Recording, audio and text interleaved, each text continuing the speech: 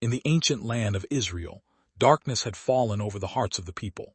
For 3 long years, the sky had remained completely shut. Not a single drop of rain touched the ground. The rivers dried into cracked paths of dust. The grass disappeared from the hills. Fields that once carried life became empty wastelands beneath the burning sun. Animals wandered weakly across the land searching for water that no longer existed. Families looked toward the heavens every day, praying for rain that never came. Fear spread through the nation. Hunger filled every home. But this drought was not only destroying the land. It was revealing the spiritual darkness inside Israel. The people had turned away from the true God. Instead, they worshipped false gods made by human hands. And above all those false gods stood one name, Baal. The people believed Baal controlled storms, rain, and the sky itself. King Ahab, the ruler of Israel, encouraged the worship of Baal across the entire nation. Altars to false gods filled the land. Prophets of Baal gained power and influence. Many people abandoned their faith completely. But there was one man who refused to bow before idols, one man who still believed in the living God. His name was Elijah, a prophet chosen by God himself. Elijah was fearless. While others stayed silent, Elijah spoke truth. While others worshipped idols, Elijah remained faithful. And one day, Elijah stood before King Ahab with a message that would shake the nation forever. Elijah looked directly at the king and declared, "Gather all Israel to Mount Carmel. Bring the prophets of Baal." Word spread quickly across the kingdom. Thousands of people began traveling toward Mount Carmel. Some came out of curiosity, some came out of fear. Others came hopping to finally see which God truly held power. As the people gathered across the mountain, tension filled the air. The sky above remained dark and empty. Dry wind moved across the rocky hills.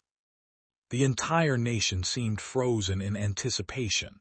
Then Elijah stepped forward before the crowd. On one side stood hundreds of prophets of Baal wearing expensive robes and standing proudly together. On the other side stood only one man, Elijah, completely alone.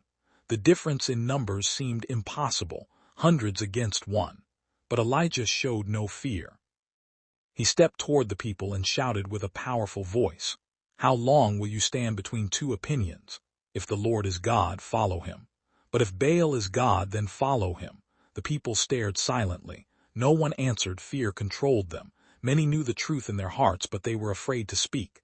Then Elijah announced a challenge that would reveal the truth before the eyes of the entire nation. 2 altars would be prepared, 2 sacrifices would be placed upon them, but no fire would be used.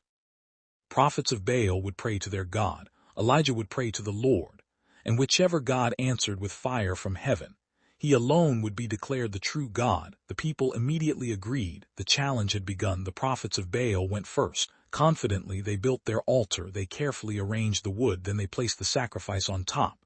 As the crowd watched, the prophets lifted their hands toward the sky. "Baal, hear us."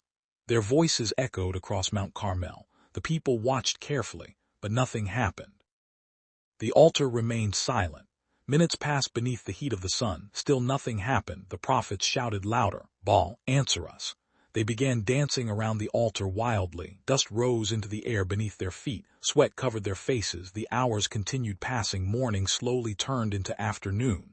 But still no fire came from heaven. No voice answered them. No sign appeared in the sky. The people began whispering among themselves. Some looked nervous. Others looked confused. The prophets of Baal became more desperate with every passing moment. They screamed louder than before. They cried out with everything they had. But the heavens remained completely silent. Then Elijah stepped forward and mocked them. "Shout louder. Maybe your God is sleeping. Maybe he is too busy." The crowd stared in shock at Elijah's boldness. The prophets became furious. Determined not to lose before the entire nation, they shouted even louder. Their voices became filled with panic. Hours continued passing. Still nothing happened. The altar remained cold and empty. The people now watched in complete silence. The prophets of Baal had exhausted themselves. But heaven never answered them. As evening approached, Elijah finally stepped forward. The mountain grew completely quiet. Even the wind seemed to stop moving. Every eye focused on Elijah as he slowly walked toward the broken altar of the Lord. With calm confidence, Elijah knelt down beside the stones. Then he began rebuilding the altar carefully, one stone at a time.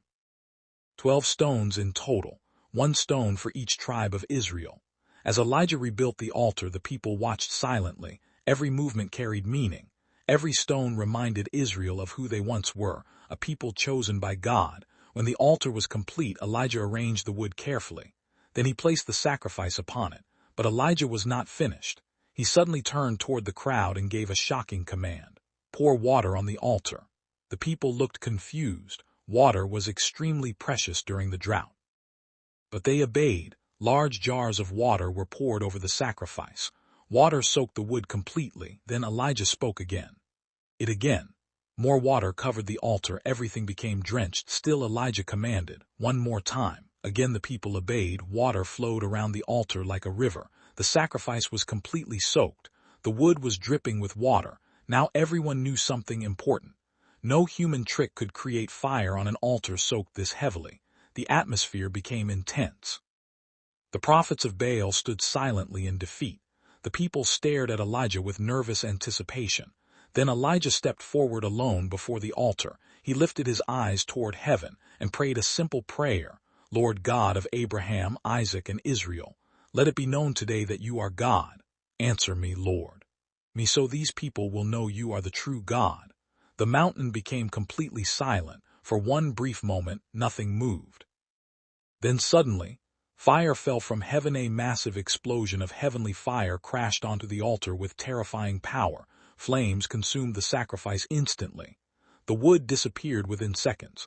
The stones themselves burned beneath the intensity of the fire. The water surrounding the altar vanished immediately.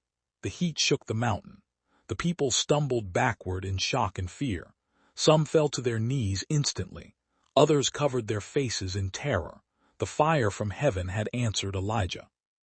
At that moment every lie was destroyed. Baal had remained silent. False gods had no power. Only the living God answered from heaven.